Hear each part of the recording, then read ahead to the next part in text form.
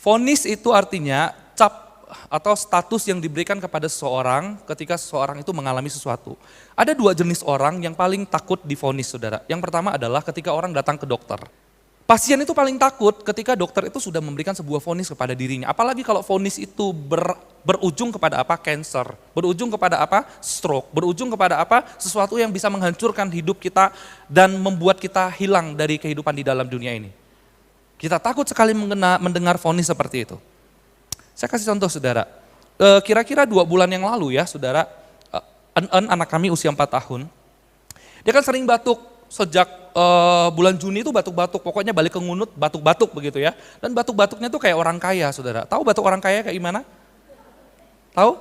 Jadi batuknya tuh, itu batuk orang miskin itu. Batuk itu, gitu loh. Itu batuk orang kaya tuh, gitu. Itu batuk orang kaya itu, saudara. Jadi batuknya tuh mengerikan maksud saya, saudara. Kok bisa anak kecil batuk itu seperti dadanya mau keluar dari mulutnya. Bagaimana itu dada keluar dari mulut ya? Jantungnya tuh seperti mau keluar begitu loh. Jadi batuknya tuh luar biasa. Kita tuh sampai ketakutan, saudara. Jadi akhirnya setelah tanya ke beberapa teman, Ruce gitu ya, ketemu sama temannya. Teman-teman dia juga anak-anaknya itu batuk oleh karena ngalami yang namanya long covid, saudara. Jadi long covid itu membuat bekas di paru-paru anak kecil sehingga membuat mereka itu seringkali batuk tak berkesudahan sampai selama-lamanya. Saudara, akhirnya kita coba cek kan ya foto toraks pertama. Foto toraks tuh dadanya di ronsen si An. Waktu di ronsen, saudara, betul 3 hari kemudian dokter telepon. Saudara tahu siapa yang ditelepon? Ruce. Ruce begitu terima telepon dan dapat kabar anak ibu sepertinya TBC. Anak kami baru 4 tahun, Tuhan. Saudara tahu ketika begitu, hati kami ini berdebar loh, saudara. Jantung Ruce itu berdebar, mau nangis dia enggak bisa, mau teriak juga enggak bisa. Ya apa boleh buat begitu loh. Divonis. Yang muncul apa? Panik, cemas, saling marah-marahan. Ruce nuduh, kamu yang bawa TBC ke sini ya. Enak aja gue temenan sama TBC aja enggak gitu kan. Saya tuduh balik, jangan-jangan kamu, begitu kan ya, kita saling menuduh, jangan-jangan mama, jangan-jangan om, jangan-jangan siapa, saling menuduh, semua disalahkan ketika divonis TBC, saudara.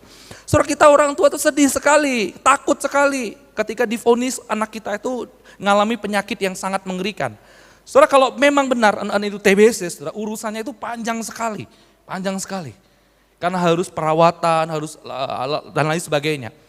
Nah, saudara tahu apa yang terjadi sebetulnya dengan anak?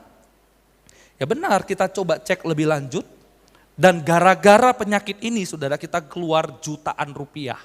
Padahal penyakitnya itu cuman alergi. Jutaan rupiah, kita sudah syok setengah mati, kita sudah kasihan sama dalam nama Tuhan Yesus sembuhkan dada dalam nama Tuhan Yesus segala bercak, segala apapun yang ada di dalam paru-parunya keluar. Kita doa, saudara. Takut kita ketika divonis seperti itu. Saudara juga mungkin pernah mengalami hal yang serupa, bukan? Waktu datang ke dokter, tiba-tiba dokter bilang, oh kamu harus ini. Oh kamu kena cancer, pernah divonis kena cancer, Yosef? Enggak pernah ya, amit-amit jangan sampai ya. Dokter bilang, kamu ini nasib hidupmu tinggal 3 bulan lagi. Ya, cuma bisa minum vitamin. Sorry ya, saya enggak bisa tolong kamu. Saudara, bagaimana perasaanmu kalau dengar kayak begitu? Yang kedua, saudara, ada jenis vonis yang kedua, jenis orang yang takut didengar, saudara, yaitu ketika saudara ada di pengadilan. Ya, waktu hakim memutuskan berapa tahun, apa kejahatanmu, saudara, itu penjahat itu, saudara, takut sekali mendengar keputusan hakim. 10 tahunkah, 20 tahunkah, seumur hidupkah? Saudara, 2 jenis ini, saudara, paling ditakutkan oleh manusia. Tapi 2 jenis ini, saudara, sekalipun ditakutkan oleh manusia, tetap masih bisa dikurangi. Misal contoh, saudara, dokter memvonis masih bisa salah, bukan? Dokter ketika memvonis kita masih bisa salah, masih bisa keliru.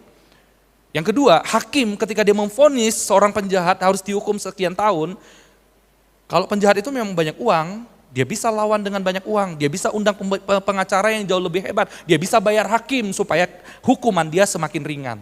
Jadi sebetulnya vonis kedua hal ini tidak terlalu berat. Ada satu vonis yang jauh lebih berat, bahkan Tuhan sendiri pun tidak bisa mengubahnya. Saudara tahu vonis apa? Saudara tahu vonis apa? ketika saudara memvonis diri saudara sendiri. Saya memang goblok orangnya. Saya memang bodoh orangnya. Saya memang begini orangnya. Saya dari dulu juga begini. Saya ini memang pemarah orangnya. Jadi you mau terima saya atau enggak ya terserah you. Pokoknya saya begini orangnya. Saudara, ketika kita memvonis diri kita tentang diri kita, dan itu akan menjadi sebuah kebenaran dalam hidup kita. Saudara, ketika kita memvonis diri kita, tidak ada seorang pun yang bisa mengubah kita sekalipun Tuhan tidak akan pernah bisa mengubah kita.